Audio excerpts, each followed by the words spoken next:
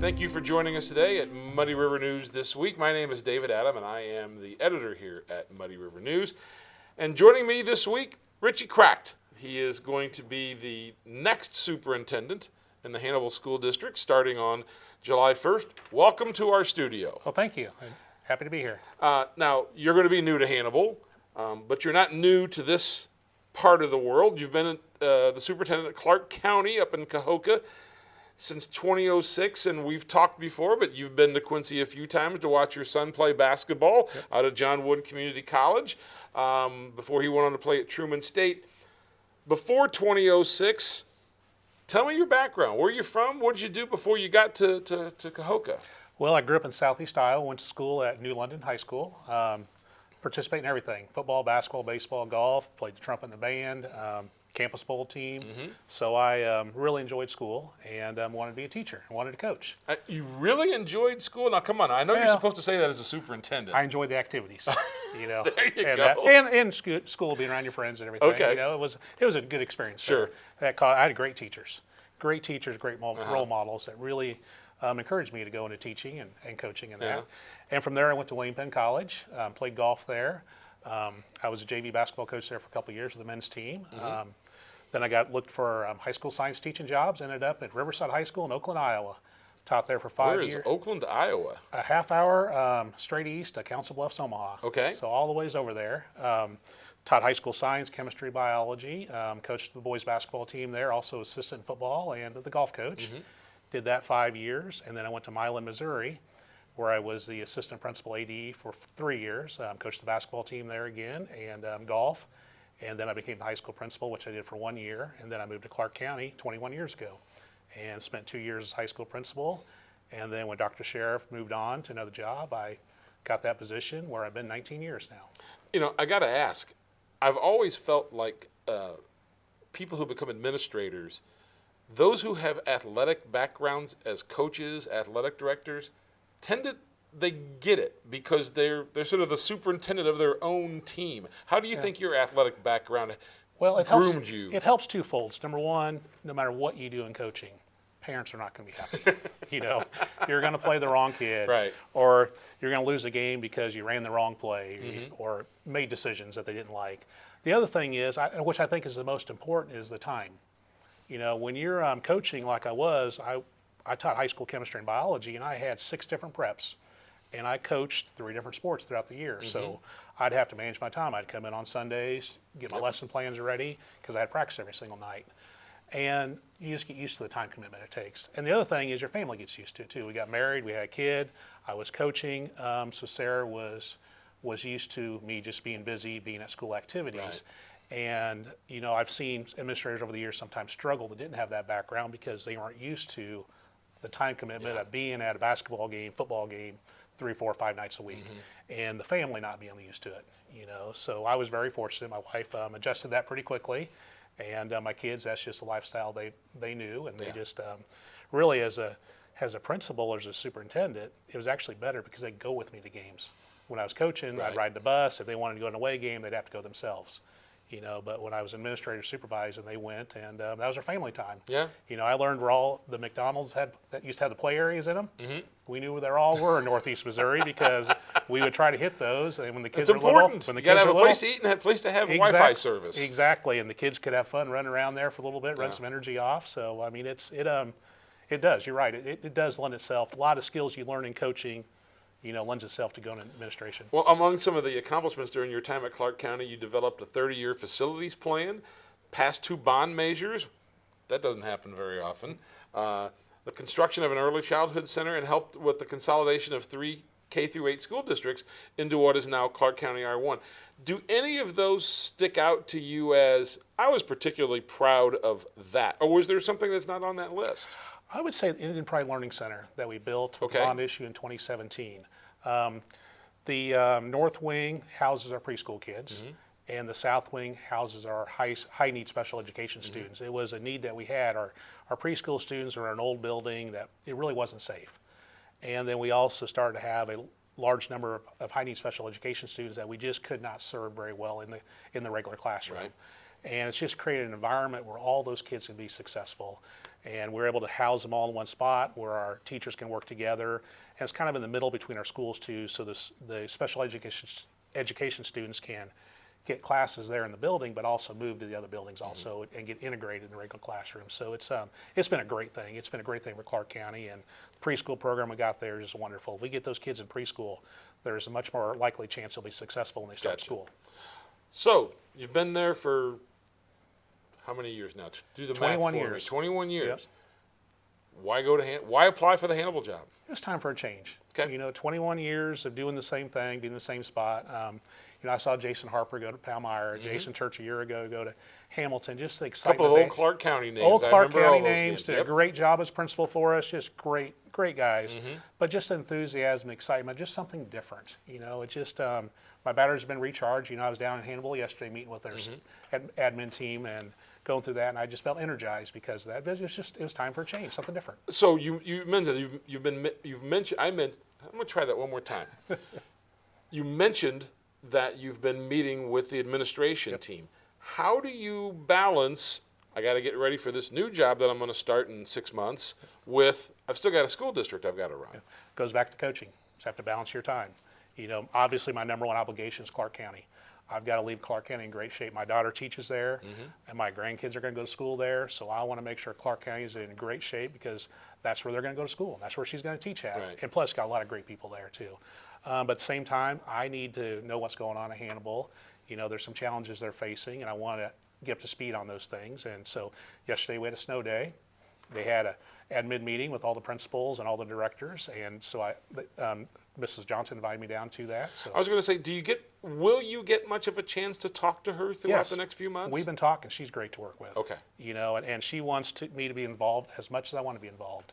And that, so we met with all the principals yesterday, had a great meeting with them, and I just sat in while they had their normal monthly meeting and just listened to them, and I was very impressed. We got a great group of principals there and directors. I'm excited to work with them. So this job was open, Susan Johnson, the current superintendent who's about to leave, was trying to do this last year. Former superintendent from Quincy, Roy Webb, was hired in January, but then he withdrew a couple of months later, saying he was concerned about the district's finances and the climate of the school board. First, what do you know about the climate of the school board? You just see what you see on TV, but when I went to the interview, we talked about it, that as a group, we've got to be a team. The admin team, the superintendent, the board, we've all got to work together with one vision. Whether the vote's 7-0, 5-2, 4-3, whatever it is, that's what Hannibal's going to do. Right. It's our job as an administrative team to follow through on that, and it's their job to support those things. And we had a good conversation. I feel confident that we'll be able to work together, and whatever the differences were, fresh start. I'm excited to work with them. I think there's a lot of challenges ahead of us, but I think they all want what's good for kids. Sure. And if you got people that want what's best for kids, then you can work with those differences. So I feel confident we'll be able to do those things. Now, the state auditor's office investigated the district a couple of months ago, and they found no indication of fraud or corruption, but they did note that the district is, quote, in a weakened financial position. And Webb, when he was interviewed back when he didn't take the job, said the district was facing serious financial needs and there's a risk of running out of funds. It's been a year since that time. What do you know about the financial status of the district? Well, it's concerning. We got to look at everything and see what areas that we can cut in and how we can generate more revenue. There's some things there that I've identified that hopefully we can increase revenues in. Luckily I've been doing this for 19 years. Right. In a smaller school, you do the whole budget. So I feel confident that I have a good understanding of all those things. And I've been meeting with them a little bit in a couple of weeks now. I'm going to go down with Mr. Sampson, and we're going to go through the budget and start to look at things and see where areas we can find that we can trim from, where we can increase revenues and do all those things. But it is going to be a challenge. They're in a hole, and it's not going to be fixed overnight. And my bigger concern is what happens with the legislature. If they cut taxes, anything down the state level, it could create even more of a problem. But I think they're on the right path this year. They made some changes this year to get a balanced budget. I think they're going to have a surplus this year, which is very good. Right. And correct me if I'm wrong. Was the shortfall I believe before was like $3.3 million? Does that figure sound about right? Yeah. I think a lot of it dealt with they were using ESSER money, and the ESSER money is no longer there. Right. So that money is gone. So now we've got to figure out, okay, without that money coming in, what are we going to do? What areas can we trim in, and what areas can we increase revenue? But I've not got into that deeply, but I did look at their budget and stuff, and I saw some areas there that just, just looked like they should be getting more money in some areas. Maybe some things weren't coded correctly. Okay. I don't know.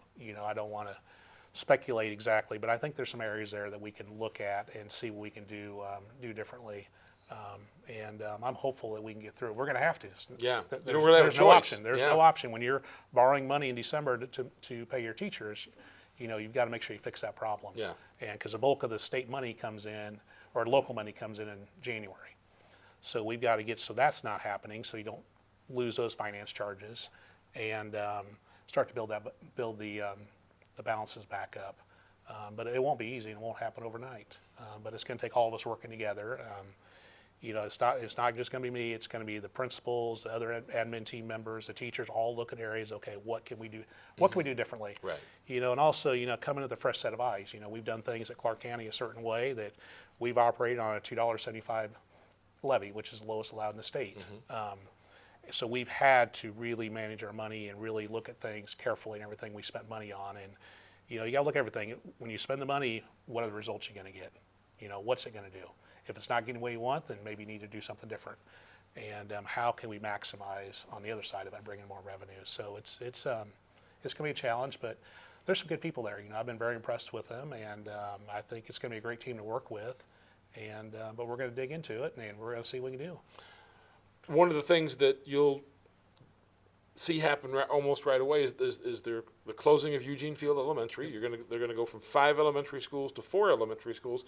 What are some of the things that you learned in the consolidation of the districts up in Clark County? Who were those with? Was it? It was Luray, Wauconda, and Revere. Okay. There were 3 Ks. They had between 30 to 50 kids in them, and they closed for various reasons. So, what from that experience can you bring to help make that an easier path for the folks that are, they used to go to Eugene Field, now they go to a different school? Well, I think the number one thing is it's the kids. You got to worry about the kids, the comfort level. There was a lot of fear on the kids going to a bigger school, going somewhere different. So that's where we've got to work with those students, try to get them in their new buildings, hopefully this spring, so they're familiar with where they're going to in August. I've been talking to Mrs. Johnson about their plan they're putting together, so we're going to kind of work through that. We've kind of talked about some of the things we did up there in Clark County. Like what? I'm just curious. We brought them into school for a day in their new buildings. We buddied them up. Like the Revere students, if they're a first grader, they went to school with a first grader, spent the day with them. And I think that really alleviated a lot of fears because they were familiar with the building. They got to know the other students there. They got to know the teachers. Obviously, this is a bigger situation, a lot more students. Right. It might be a little more difficult to do that than this environment. That's one thing we did that worked out really well. And also just met with the parents, try to ease their concerns. Obviously, there's a lot of concern in the parents too. There's a big change. And in this situation, staff too. I know there's a lot of staff really concerned because they don't know where they're going.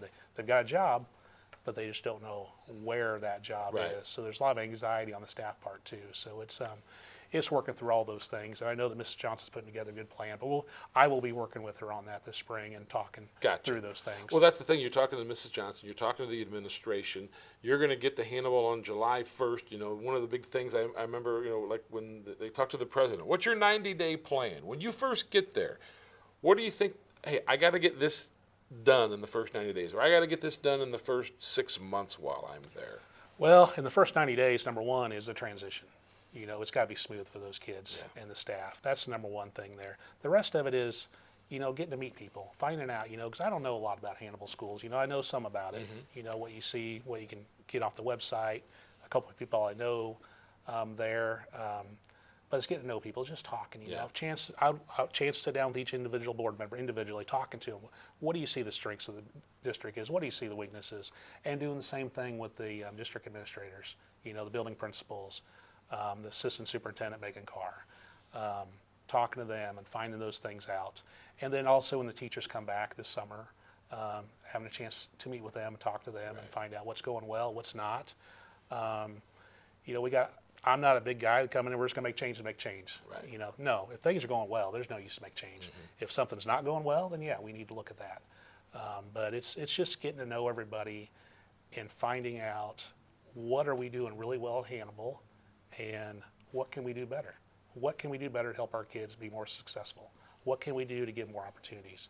You know, so it's just going to be listening to people is kind of the big part of the starting out with. Yeah. You know, and you know, really digging in with Mr. Sampson on the budget too, and kind of figuring out what we can do, what we need to do there. Now, do you have to change the wardrobe much? I see you've got the red and black tie today. Black. I get to wear red. I get to keep the red. I thought that, but it was red and white up there. Red and gray. Red and gray. That's Red and right. gray, yeah, so I'm going from gray to black. So not a huge change. Not like you're going from Okay. red to green or anything. So Well, you know, good gift for the superintendent on the first day of, you know, a nice black tie, you know, would probably be appreciated. yeah.